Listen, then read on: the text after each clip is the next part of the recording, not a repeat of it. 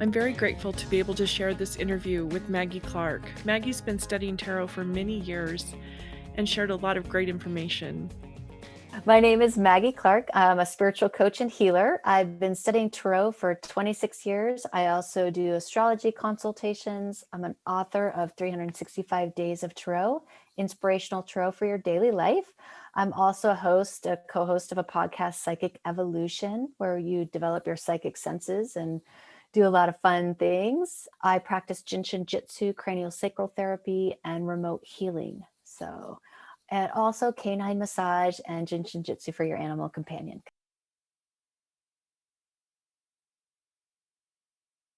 There's not a whole lot of significant documentation until like the early 1900s, but it has kind of a lot of speculative history, I must say.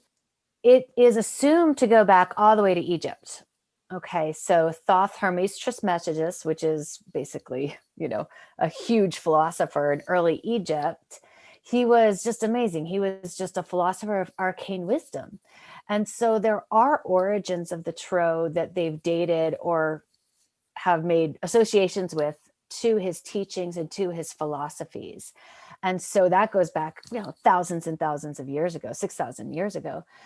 There's a woman named Barbara Walker. She's an amazing historian. I love all her work.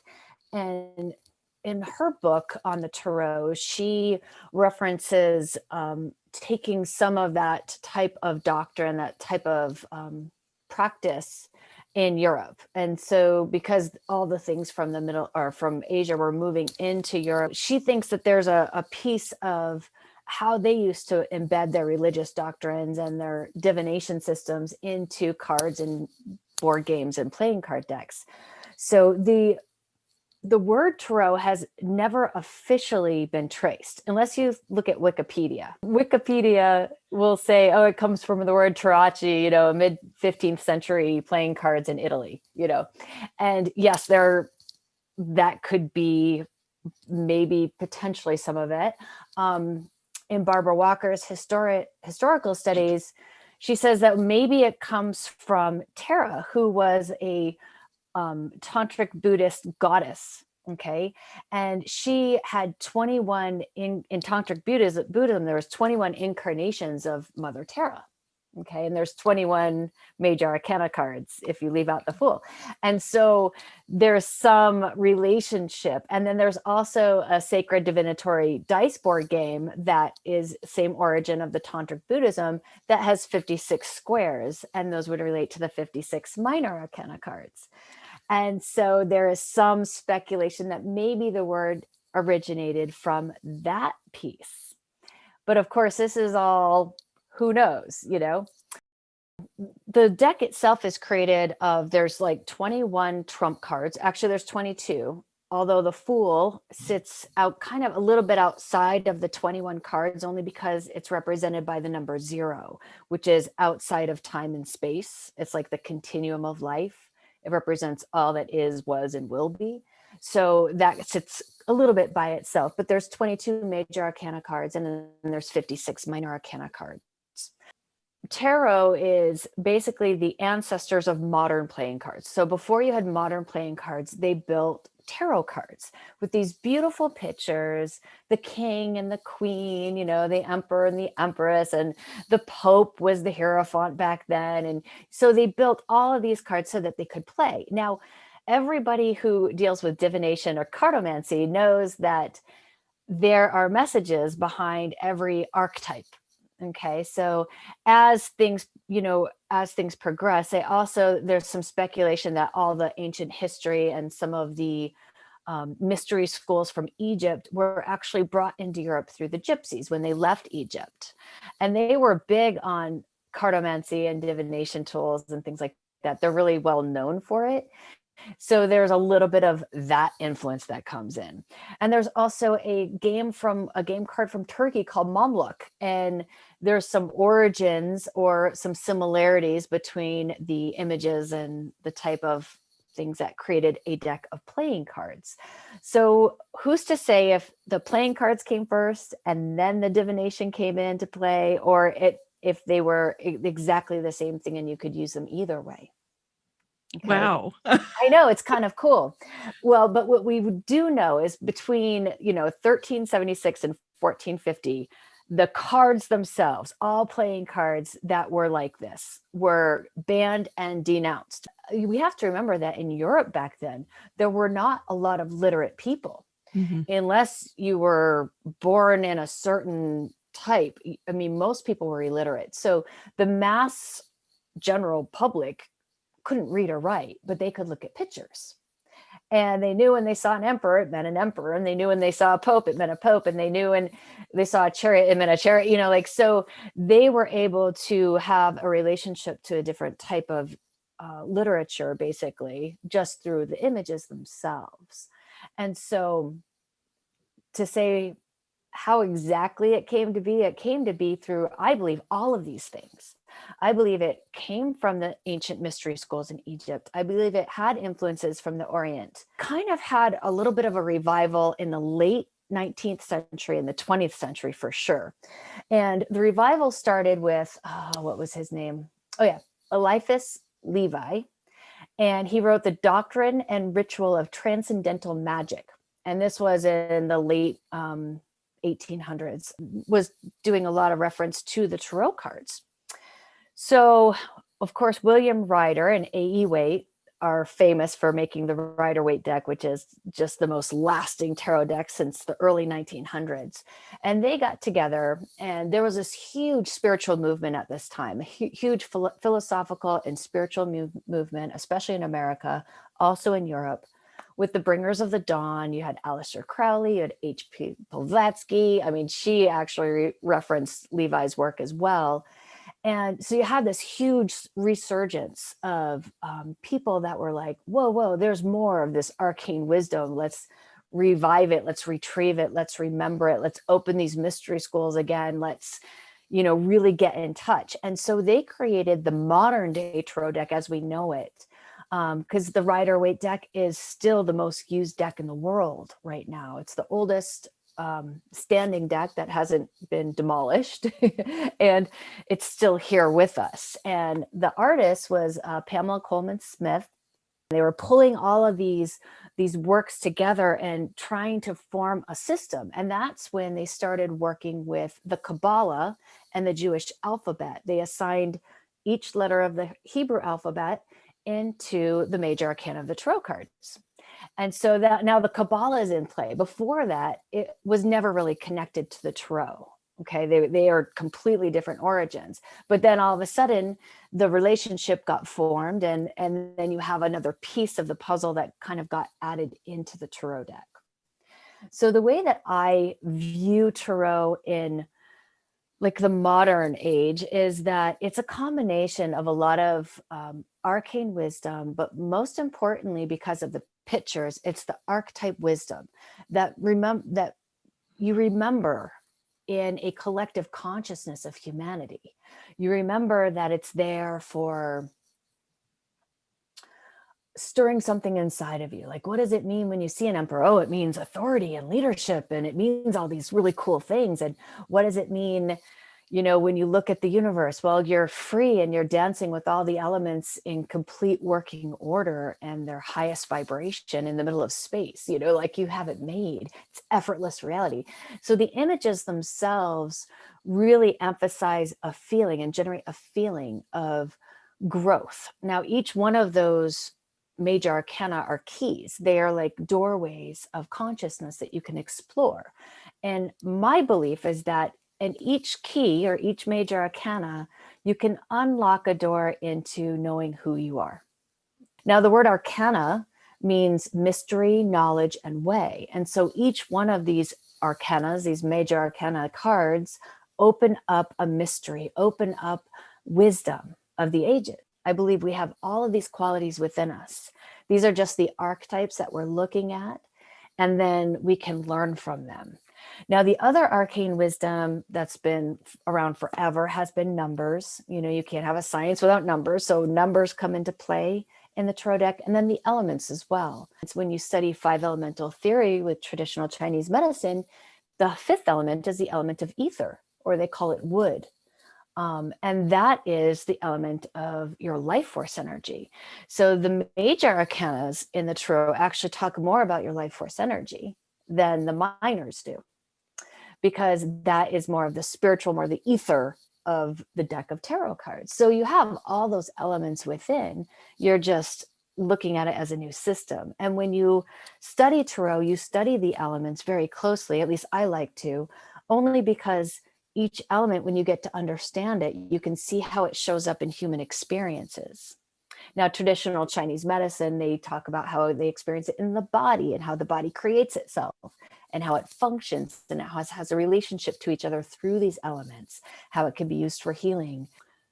All wisdom is a study of relationships, okay? Ignorance is a study of parts. That's a quote from Mary Burmeister. So this study of relationships, like if it's happening in astrology, then there's a relationship to the tarot, and there's a relationship to the 5 elemental theory, and there's a relationship to all the arcane wisdom of the human race. So this earthbound experience has a lot going for it, and these are just triggers to help open us up that we are more than one lifetime, or more than just this one experience. We are more than one cultural conditioning. We are so much more than that. We are eternal beings that have a breath within us, a breath of life that connects us to every lifetime. And so we have to get to the point of opening to that eternal nature.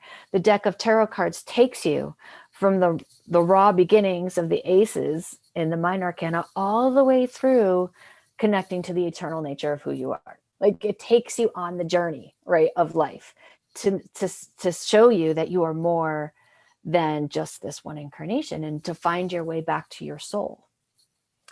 And once you have that, then you get to do something with it. You're either here to serve or to shine or to support or to do something else. But at some point you have to discover who you are. And my approach to the tarot has always been for self-discovery, more so than divination or prediction.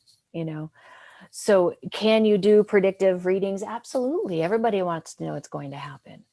But how does it get to happen? Because of where you are right now, where you've come from, what you believe, what you think, what you feel, how your energy is, all these components that the tarot offers you to look at.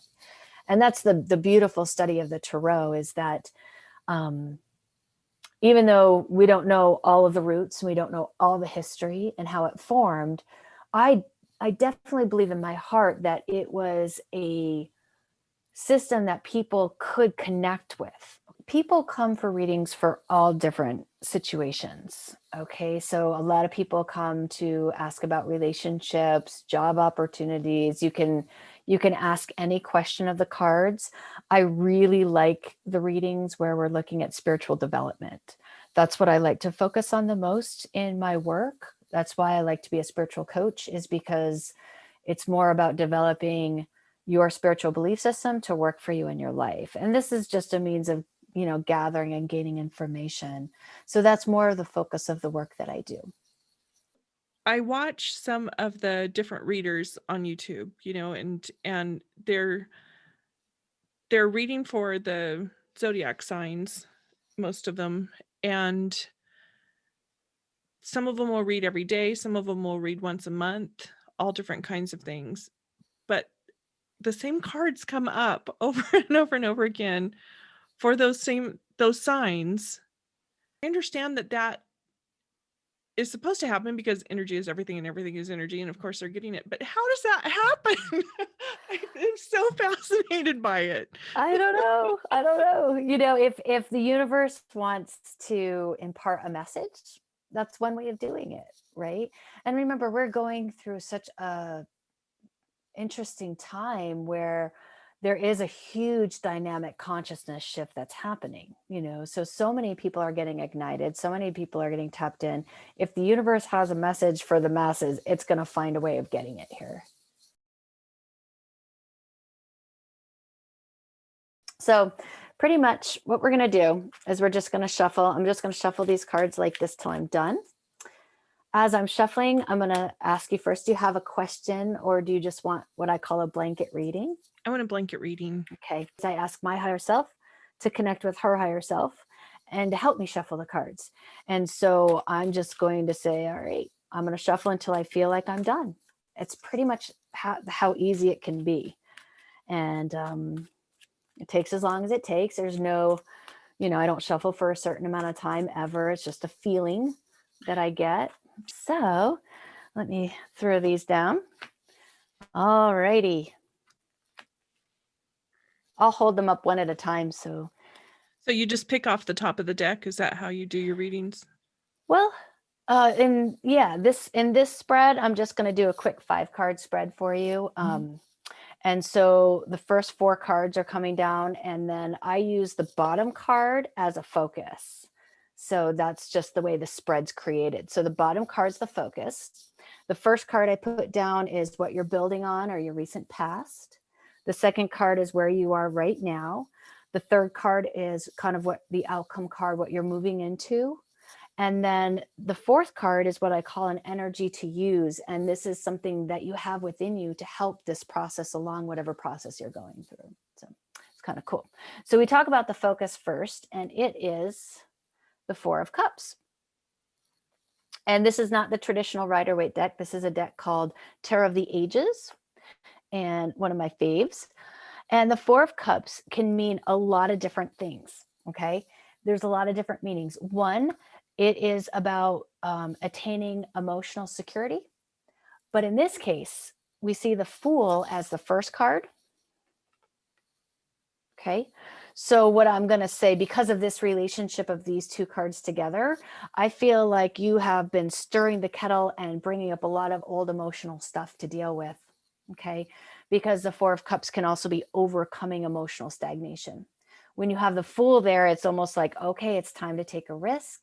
It's time to take a leap, have faith, know that you can be emotionally secure as you go through this next learning phase and teaching phase, okay, of what, because I'm looking ahead at the next card, sorry, right? I have a tendency to go, oh, you create the story, right? But you're definitely at the Fool, which is opening up to the full potential. Remember, this is the only card that sits outside of time and space, but it brings you back into a whole new energy that you could bring with you. So recently you've gone through either an awakening experience, a full, I've got to do this. I've got to take the risk. I've got to take a leap. I've got to take this idea and give it something. Okay. So you're really, you're being kind of almost pushed to grow right now. The nice thing about this is you do have the King of Swords. This is what you're processing right now. So this is a very present card for you, the King of Swords. This card is about, the kings are the masters of the suits, right? Because in the minor arcana, there's only 14 cards, and he's the 14th card. So the suit of swords is the suit of air, which opens up how you think. When you get to this point, you're processing now a level of mastery. And what that means is now you are going to find that people are going to be asking you for your advice, you for your opinion, you for information. And this most likely is what you were struggling with before is, can I do it? Can I do it? Da, da, da, da, da. And the universe is like, take the leap of faith, gain the confidence, the emotional confidence, overcome all the emotional baggage that just kind of got released or whatever that might have looked like for you. And it's time for you to step into the role of teacher, okay, counselor, someone who can share information.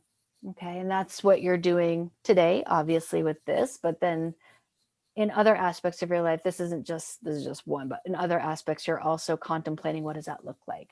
You're also asking yourself to trust in your own wisdom, which could be hard for you.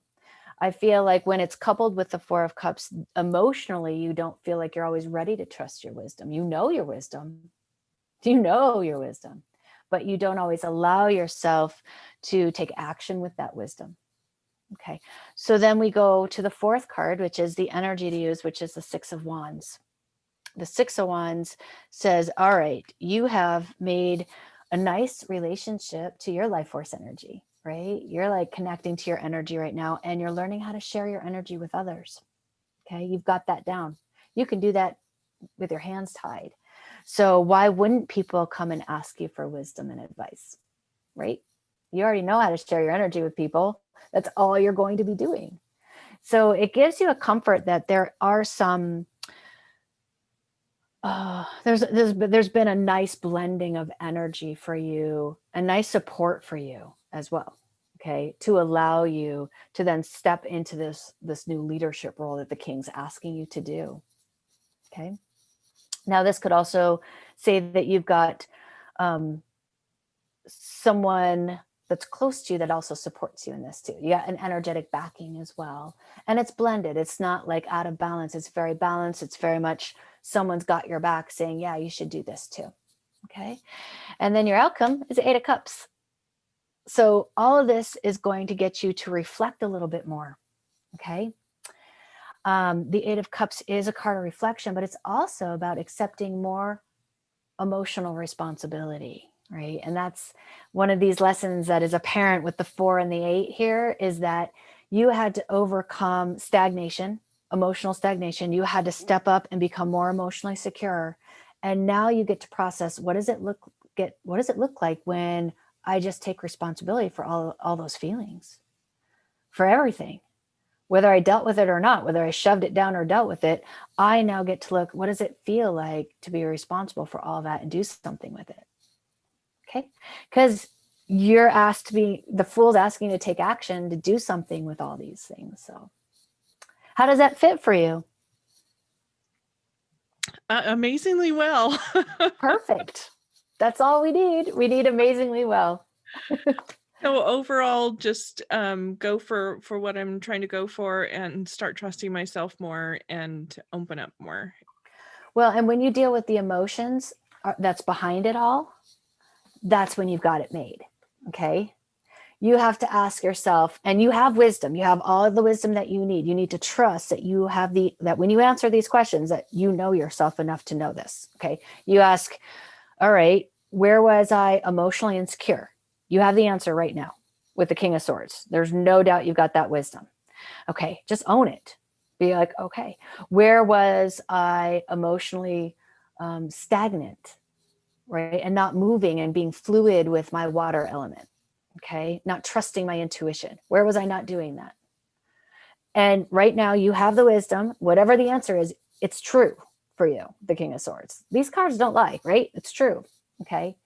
So as long as you can accept the answers and take responsibility for all of that, whatever the answers are, that's what brings you to the next reading, whatever that looks like.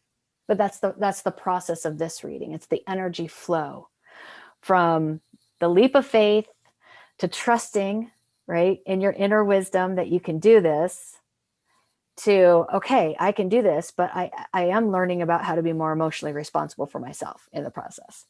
And it's a good thing. Wow, that's great. Yeah. We already have the answers within. And what we use any divination tool for is confirmation. Okay. Confirmation. Because we're all psychic. We all have gifts. And we all know what's best for us in our hearts. We just have to learn how to listen. This is just a means of listening. I never knew that tarot was so intricate and so ancient. I'm so happy to be able to share this information. Please check out Maggie's website and their podcast, Psychic Evolution. And thanks for meeting us here at 5th and Overland.